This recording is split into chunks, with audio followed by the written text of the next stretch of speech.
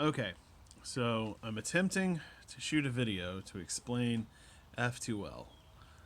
In quarantine, I've kind of gotten into cubing a little bit because I can sit there and play with the cube during meetings and whatnot. And I've gotten to the point where I'm messing around trying to learn how to solve these two pieces at the same time. So in F2L, you solve the corner on the bottom at the same time as you solve the edges on the second layer. So you start from a white cross, so I set up there, and I saw several videos with a lot of algorithms and all that kind of stuff, which is cool, but none of them really explain specifically the concepts of what you're trying to do and how you can and can't move and what will and won't mess you up when you're trying to do this. So when you're doing F2L, you'll start with a cross on the bottom, and you're going to look for matching corner and edge pieces. For example, these two match, right? The white will go on the bottom, and then this is the orange-blue match, and they'll go in the corner. So you're going to want to find those and then put them somewhere. These don't match. I thought that was white, but that's not. These are going to be matching pieces, so on and so forth. So when you find matching pieces, the first thing you actually don't want is you don't want them to be together. So you'll have to split them up. And then that means you're going to have to make moves. When you're making moves on your cube in this formation, you can always spin the top as many times as you want without messing up anything in the first two layers because you're not moving the first two layers. When you do start moving the first two layers, you have to move them and then put them back. So for example, I can move this way, right? And now this edge piece is out of position, and then I can do whatever I want to the top as long as the next thing I do is to put it back down, right? And that'll maintain the cross. So if I'm trying to get, well, I lost my other piece. Where is it? This edge piece and this piece together, I'm gonna need to put them together. I'll have to straighten this out because I need a corner facing the side, just like in the algorithm you already know. But I can hide the corner, spin this back, and then bring it back up and do a move like that, right? And so now I got this piece out. I haven't messed up my cross. And then the edge, oops, that's not it. Where'd it go? Obviously I'm not fast at this yet. There's my edge piece. So then I can do this, which is a trigger move, and get my edge piece. Yikes. No, I did it. Okay. Back where I want it. Alright. Now, this is the first position you're in where you can place these pieces. And this is what you set up in the beginner's algorithm. So you can place pieces this way. Now, what happens is you're going to line up the orange with the orange center. And then when you bring it back, notice the tops don't match, so that when you rotate it back, they will match. Move this, bring it in, and now we've got problems because I missed something somewhere. Yikes. Oh, I did forget to put that down. Okay, hold on. Let's see how we can fix this. This is a hot mess. Oh my gosh.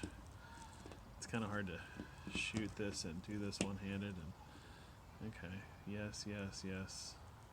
Those were always wrong. All right, so now we've got one set up, right? So we've got this corner correct. So what happens is I can move this up. I can always move the top. I can move this up and get these into play this way and move the top and put them back down. That's safe. I can move this up and put these into play and then put it back down. But I can't move this edge into the top and spin it around because that'll take it out of place. So every time you set a corner, you have less freedom of movement for where you're going. These are actually paired together, which is awesome, but we need to get them where they go, and that is going to be in this slot here. So the first thing we're going to do is we're going to put them in the top layer. So we'll flip this up, and spin it around to the other side or something. All right, and we still have our edge there.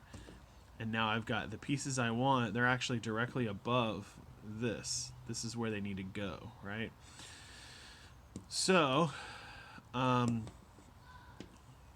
which is going to get a little weird because I'm going to have, oh no, these corners will be together. All right, so I want to bring them straight down. So what I can do is I can move the top without messing stuff up, and I can rotate afterwards. But once I rotate, I'll have to put it right back down so I don't lose my spot. So what I'm going to do is I'm going to actually rotate away from the face they want to be on, lift this face up, bring it back, and then set the whole thing back down. Right? And so now we've got two edges matched with both different patterns. I mean, there's an algorithm you can learn, but if you remember, this is your free side and the top is your free side, then you can sort of muddle through and figure it out conceptually instead of having to memorize 1,000 algorithms. So when you turn this side up, now all these pieces, if you need to get them back in play somewhere, you can spin the top around and figure it out. Your next move, though, has to be to replace this edge on the bottom. Otherwise, you'll lose it and have to start over. So it gets a little more tricky every time you set another corner, an edge piece, because you have fewer options of where you can move. But figuring it out has been a fun challenge. And so that's been interesting. And then in the last instance, you can probably just use the same thing as you did before to set the corners and then move them around. See, this one we actually have the pieces next to each other but on the wrong sides. So what I can do is, that's not going to be safe.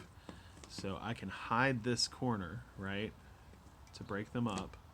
And now this whole side, like the top now, is unset, right? So I can spin it as much as I want. And then bring this back up, and now they're matched. But I wasn't paying attention because I'm trying to do this one-handed, and I lost a corner I already had. Wah wah. But I got it completely matched, just upside down. So then, there we go. That's where I was. Yikes. Okay. So then, oh no, I lost the side. I messed it up. But you get the point. You just got to look at what you can move when.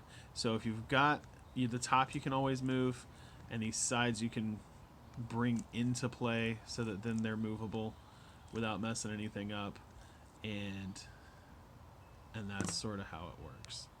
Maybe that makes sense. I don't know. This video is way longer than I thought it would be. But there you go.